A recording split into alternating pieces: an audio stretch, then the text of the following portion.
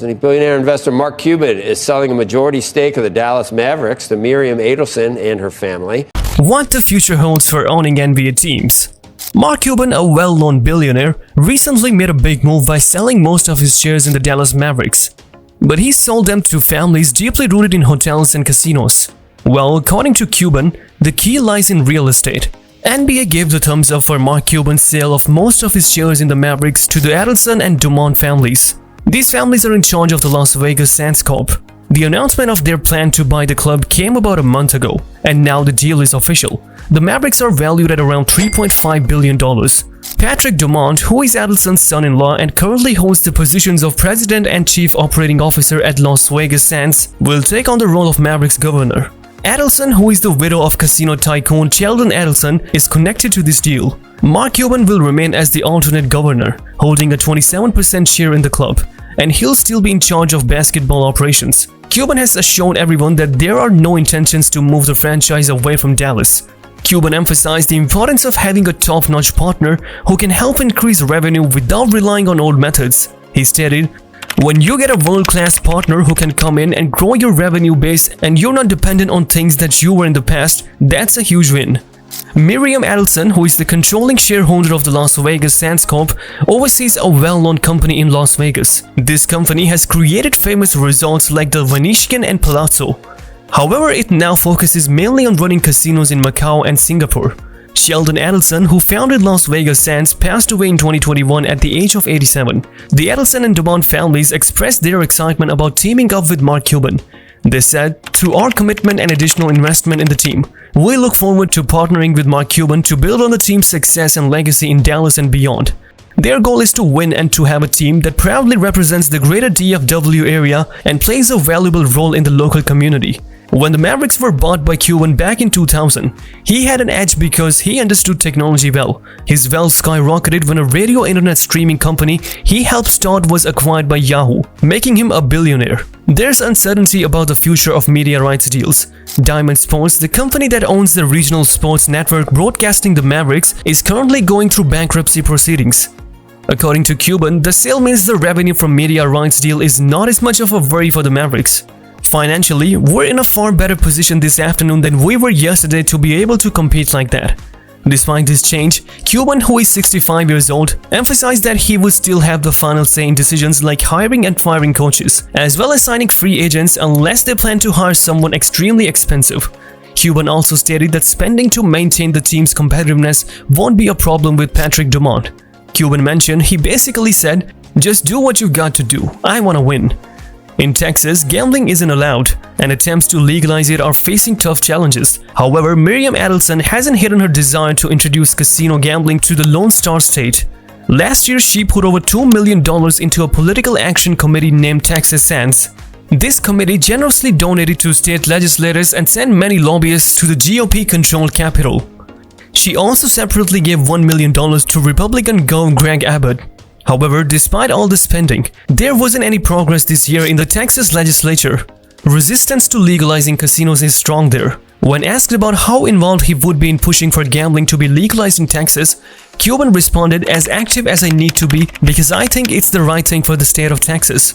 He also mentioned, "Honestly, I don't care so much about sports betting." According to him, the casino part of destination resorts is just a small part compared to the bigger picture.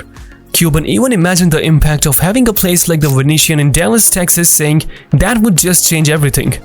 In the 1990s, Dallas was considered one of the worst pro sports franchises, but under Cuban's leadership, it transformed into one of the best. This change was greatly aided by star forward Dirk Nowitzki, who is now a member of the Basketball Hall of Fame. He also led the team to victory in the 2011 NBA Championship. Cuban, a self-proclaimed basketball enthusiast who graduated from Indiana University, can often be found sitting courtside at Mavericks games. He'll continue to do so. "It's a partnership," Cuban remarked. "They're not basketball people and he's not a real estate people. That's why he did it. He could have gotten more money from somebody else. He has known these guys for a long time. They're great at the things he was not good at." On television, Mark Cuban is known as smart and patient negotiator. But when he became a billionaire with money to spare, he approached buying the NBA's Dallas Mavericks with a different strategy. "It was all about fun," shared Cuban 65 during an episode of NBA player Draymond Green's podcast, The Draymond Green Show, on Monday. That was like a dream. I didn't even negotiate. I was just like, yes, whatever. In 1999, Cuban's audio streaming platform Broadcast.com was bought by Yahoo for $5.7 billion, which made him a billionaire. The next year, Cuban, who calls himself a basketball enthusiast, purchased a majority share in the Mavericks for $285 million from real estate developer Ross Perot Jr. As soon as the deal was signed, Cuban got started right away. As he told Green, "It was done. I walked in, changed some things up, and it was a ride."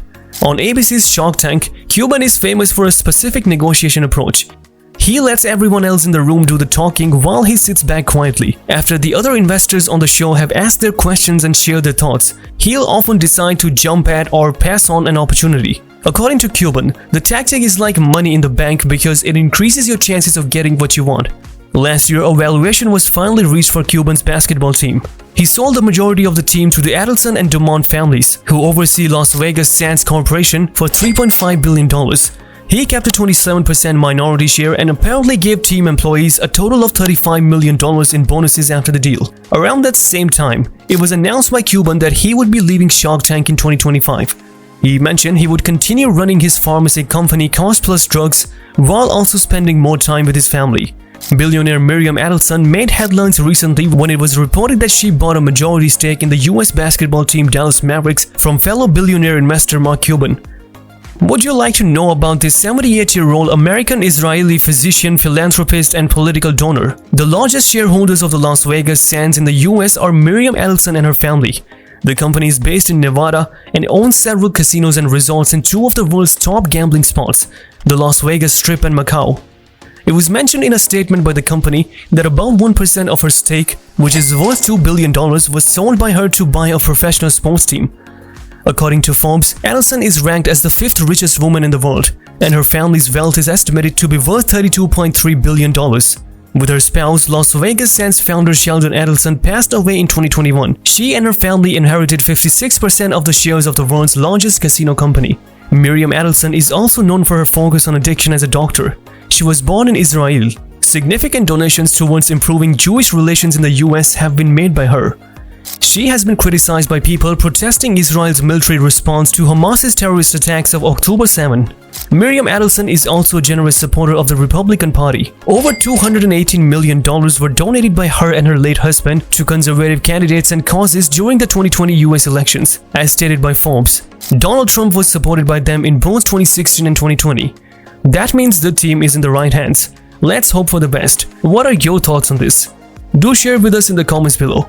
Also, don't forget to hit the like and subscribe button. Until next time, see you all.